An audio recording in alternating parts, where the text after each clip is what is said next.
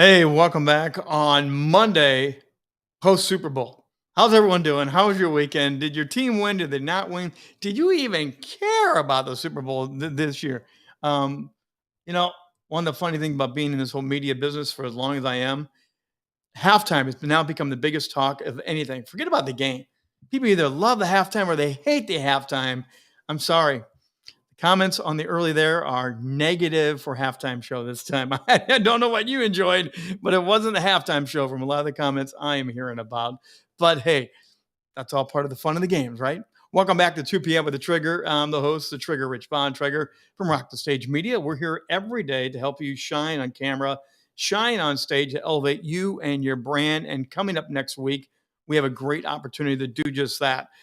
We do book launches here at Rock Stage Media. I help authors, new authors, experienced authors to elevate their brand through their new amazing book. And we have a fun one coming up next week. And we're going to have Bill Deboer come on in just a moment here. And Bill's got a brand new book. It's like nothing other we've ever talked about. It's Profitable Fleet Management for the Small and Medium Businesses. And I'm sure right now you're scratching your head saying, what is fleet management? Well, that's why Bill's here today. So let's bring him on in and let him be a part of the conversation. Bill Deboer, great to see you again. How you doing? Hey, great to see you, Rich. Thanks for having me. By the way, just to clear it out, did you watch the Super Bowl and did you even care about the Super Bowl? I did not watch the Super Bowl. I watched the 1923 drop last night at Yellowstone. So that was our entertainment for the evening. Ooh, I'm kind of on the edge with that show. I thought maybe you would watch the Puppy Bowl because that was far more entertaining than the football game, I think. Yeah. Well, hey, congratulations. You are officially an author. You come out of the auto business, and let's just kind of start there again, set the stage so people get to know you, but you're in the family business, as they say, aren't you? Yep. Grew up in the family business. Been doing this since I was about 7 years old. So it's been a little while. I'm sure just like any other business right now, the business have radically shifted. What's been the biggest change that you've seen in the auto business?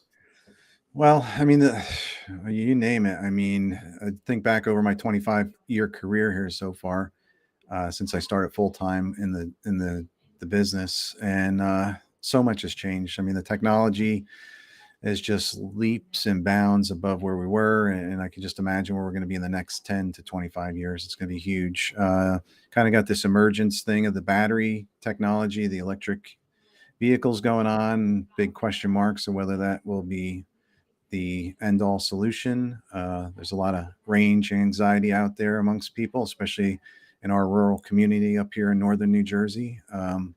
Will those cars make the distance? Will you get home with that vehicle? Yeah, there's a lot of discussion about the power stations and how fast can you get them plugged in, activated, and how long of a charge do you really get off of each battery station? But just like anything with DeBoer's Auto, we have one in our loaner car, or we have an electric vehicle in our loaner fleet. We got a charger strapped to the side of our building here. So if somebody does need some help with it, we're here for you. But that's awesome. Yeah. Now, again, you have been leading edge in a lot of ways. And besides just regular auto stuff, you've gotten into fleet management. That's what your book is all about. So break down a little bit. Help us understand the layman vernacular understanding of what is vehicle fleet management all about. So fleet management, and what the book is primarily about, is helping those people who get typically, plumber, electrician, mechanical, tradesperson. They're busy running their business, and they get to the point where they can't handle managing the fleet anymore. They pass it off to somebody inside the office who also knows little to nothing about taking care of a fleet, and then not only taking care of a fleet, but maintaining it to an efficient standard where they can control cost, they can prepare for what's coming down the road, and that sort of stuff. And that's where we come in. That's who I wrote the book for, those people, to help them out and give them a good set of tools that they can take into their business and apply and start to drive more revenues into their pockets. So I can remember the first time I even heard of fleet management, and it was like the car rental places that had like minivans for like youth groups and organizations, and they had like 15 minivans back there. And you didn't know what you're really gonna get, but they said, "Don't worry, they're trustworthy." Is that what you're doing, or is it more of the trucking side of fleet management? What's kind of your specialty? Yeah, our specialty is the tradesperson that's out there, the plumbers, the electricians, mechanical guys that do HVAC work. But they're going around, they're calling on customers all day, every day, trying to do what they do, just like we fix cars, they're fixing toilets and electrical outlets and that sort of thing. And we get in there and we can help them out by you know assessing their fleet, making sure that it's up to snuff, so like when they do get that emergency call at 11 o'clock for a water break, that they're going to make it there and not have their own dramas on top of their customers drama. So that's where So we come actually, in. what you do is provide a partnership, an affiliate relationship to make sure that they're able to jump in the vehicle, go boom. You're Yep. making sure they're able to do that every single day by maintaining the fleet, right? Yeah. Yeah. So much of it comes down to preventive maintenance. So a lot of times these fleets, out of just if you will, just a path of least resistance, they send their guys, hey, go get an oil change at the quick lube. And the problem is they don't have the most skilled technicians working at those quick lubes, if you can imagine that. So, they bring it in here. We can do a full assessment on the vehicles. We get in front of anything that's coming down the road. We can give them fair warning. We let them know what our safety and maintenance concerns as of today, and we can help them set up a schedule to get them done and taken care of so that they don't get left stranded on the side of the road. Now, you wrote a book about this, Hmm. and I'm just going to admit, as a guy who doesn't know anything about cars except for put the gas and the oil in and check the Yeah. tires. I mean, I'm your bare bones guy here. So it's been interesting to read the book, but why did you want to put this pen and paper? Are there people screaming for this book, or is it more of a new idea to really inform people like this? It's not really a new idea. I mean, fleet management's been around for a very, very long time. They actually, back in the 70s, there was a group that got together and started systematizing the fleet maintenance practices amongst the providers. And we utilize some software that brings that into play when we manage fleets here. But you can start to see predictive patterns, right? You get a car, a lot of these fleets, as they grow larger, they'll buy, groups of vehicles. So if you can imagine, they'll have 10 Chevys, 10 Fords, whatever, and they start to get into situations where they start having all the same common failure happen at the same time. So we run the software, helps predict at what intervals some of this stuff might be coming up, and it helps us get in front of it before they get into getting stuck on the side of the road. So that's one piece of it. The biggest thing is helping them control their expenses, because if they pre-plan and do the preventative maintenance, they won't come into those major breakdowns. I talked to you about the practice of where they're going in for oil changes at the quick lube. While they might think they're taking care of the vehicle because they're getting the oil changed, it's really not the case. Because our experience has been is, they'll hit the quick lube, quick lube, quick lube, and the next thing you know, there's a catastrophic breakdown of multiple systems. So not only does it break down, but there's multiple breakdowns. So, the vehicle's laid up for an extended period of time versus if we were touching it regularly and staying on top of those things. We do multi-point inspections. We, check the car out from front to back, side to side, top to bottom, and document everything where it's at. And we get them going on the road, and then we can predict when that stuff's going to happen. Now, one of the things that I think of fleet management is, and this is part of my ignorance, but I'm sure other people think this way. Fleet management is also the dispatcher on the microphone saying, "Where you at, Tony? Get back to the house." That's not what you do, right? No, that's not what we're doing. No, we're helping maintain the fleet so that the dispatcher is can keep their hair at the electrical or plumbing supply place, so that their vehicles are rolling and they're not worried about a guy being stuck trying to get to a call. You touched on the new hybrid cars. They're also the touch of the conversation of the self-driving vehicles. What do you think this is going to look like for fleet management when you get into those type of new industry standards? What's that going to look like?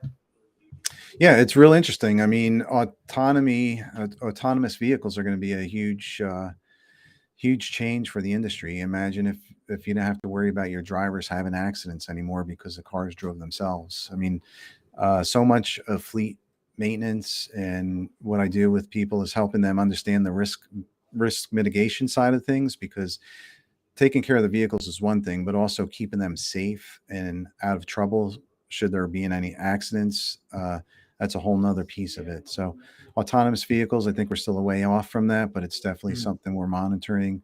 Good and bads to both of those sides. Electric vehicles, the larger vans that we see in our commercial applications, they don't have the mileage there. Imagine a van only being able to drive 100 miles and then it needs recharged. It's not really practical at this point, but Yep.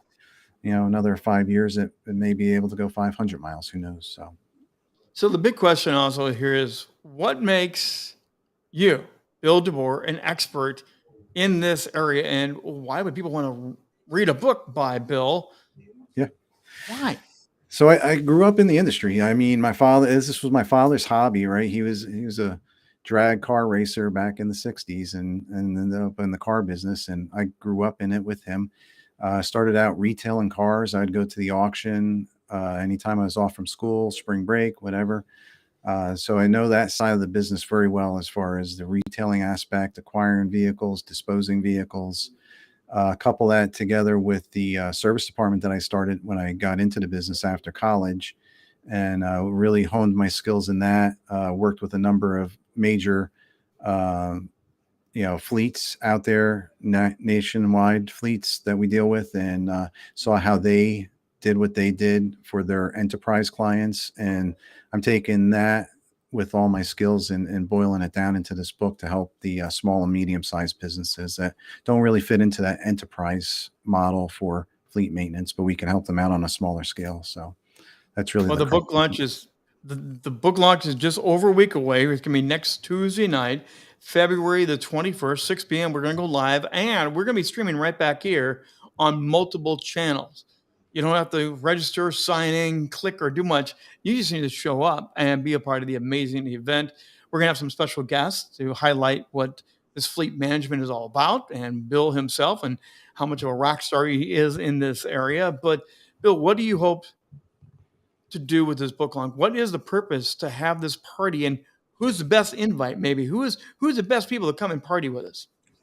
So the best people to come and party with us would be, those office managers that are just strapped. I mean, they got so much going on in their day to day that this is the last thing that they need to worry about. But yet, it's such a pressing issue for them when people can't get to their jobs to get jobs done and get money in the bank for the business. So, those are the people that are really good invites. Yeah, obviously, the business owners are a good invite.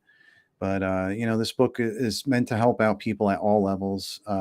Sure, we're fixing cars here in Hamburg, but the book is meant to help anybody across the nation that is needing help with this stuff. So we'll get people a set of tools that they can either implement in their business themselves, or we can help them find somebody to work with that can help them implement it in their business. So that's And what we're here and for. clearly, and clearly, as I'm going through the book myself, you're here to help other people, like you Yes. said earlier, Yep. not have their head explode. They don't Yeah. need to know the Absolutely. things you know to be a profitable business with us, right? Yeah. Exactly. Yep.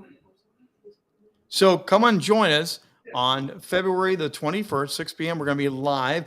Bill will be back here. We're going to have some special guests. And of course, yes, you will get access to the book and a couple other wrinkles and surprises along the way. Bill Deboer, thank you very much. We look forward to doing that to you. Again, can you believe we're just over a week away, Bill? Yeah. It's crazy. It's flying by. Hey, and don't forget, Rock the Stage has always got something going on live every Wednesday night. And we're announcing today the official launch of How to Rock the Stage show podcast. The audio podcast will officially go live on many audio podcast channels this coming Thursday at 11 a.m. You'll be able to get current shows, upcoming shows, past shows. It's going to be a new way to amplify what we do at How to Rock the Stage. And also coming up tonight, we do have the Podcasting 101 course. Your chance still to be a part of this 4-week course. And if you use the passcode Podcast 101, you will save 20% off of this 4-week course. Watch for that in the post notes as we go off the air in a moment. We'll have that in the post notes. And of course, we'll be back here tomorrow for another 2 p.m. with the trigger every 2 p.m. Monday through Friday, 2 p.m. Eastern Time. We go live. Hey, until then, I'm the Trigger Rich Bodger, and please come and join us on many of these same streaming channels for that book launch party with Bill Deboar. Until tomorrow, I'm the Trigger Rich Bodger.